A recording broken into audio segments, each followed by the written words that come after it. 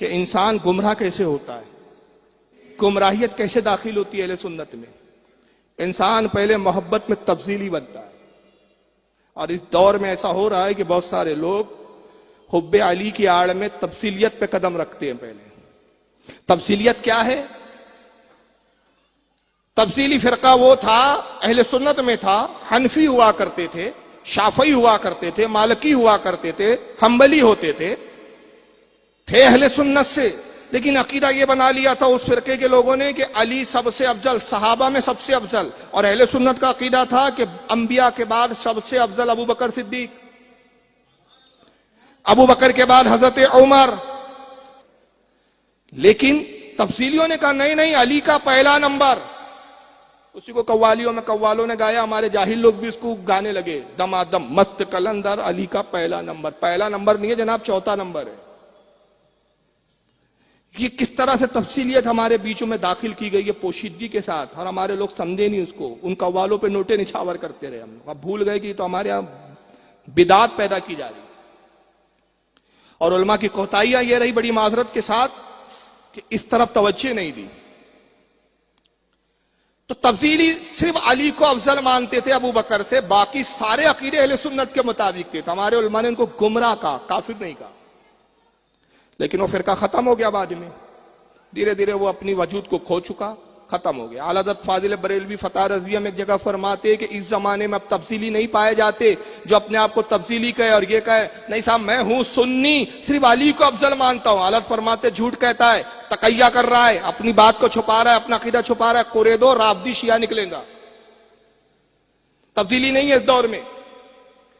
तो इब्तिदा गुमराहियत की होती है तफसीलियत, फिर दरमियानी मंजिल आती है शियात। अब मोहब्बत बढ़ती है तो आदमी तफसीली से शिया हो जाता है। पहले कहने लगता है नहीं नहीं अली को मैं ज्यादा मानता हूं, अली को नहीं, बाकी सब अहले सुन्नत की तरह है भाई। हम दरगाह पे भी जाते हैं, मजार पे भी जाते हैं, ख्वाजा अजमेरी को भी हम मानते हैं। नहीं नहीं हम तो आला हज़रत को भी चाहते हैं भाई, आला हज़रत को भी मुजद्दिद मानते हैं, ये आपको बोलेगा। लेकिन कहेगा नहीं नहीं भाई अली की बात अली की है यार, अबू बकर से हम ज्यादा ऊंचा मानते हैं, हजरत उमर से ऊपर मानते हैं। यह है तफसीलियत। मगर जब यह फिर मोहब्बत अली की बढ़ती है ना, वही अली ने कहा मोहब्बत में गुमराह होंगे तो कैसे बढ़ती है, फिर वो कदम रखता है शियात पर। फिर मोहब्बत इतनी बढ़ती है कि अब सारे सहाबा से अफजल, सबसे अफजल हजरत अली। और फिर और मोहब्बत बढ़ती है। अली ने कहा मेरी मोहब्बत में तबाह होंगे। कैसे तबाह होता है आदमी, फिर जाता है नुसैरियत में। और नुसैरियत क्या थी, ये हजरत अली के जमाने में एक फिरका पैदा हुआ जिन्होंने अली से इतनी मोहब्बत की, इतनी मोहब्बत की, मोहब्बत में इतने बड़े नुसैरी हुए और कह दिया अली खुदा है। हजरत अली ने पकड़ पकड़ के जिंदा जलाया, मारा नहीं, तलवार से नहीं कत्ल किया, जिंदा जलाया, जिंदा। और कहा कमबख्तो मुझे खुदा कहते हैं, मैं तो मोहम्मद का गुलाम हूं।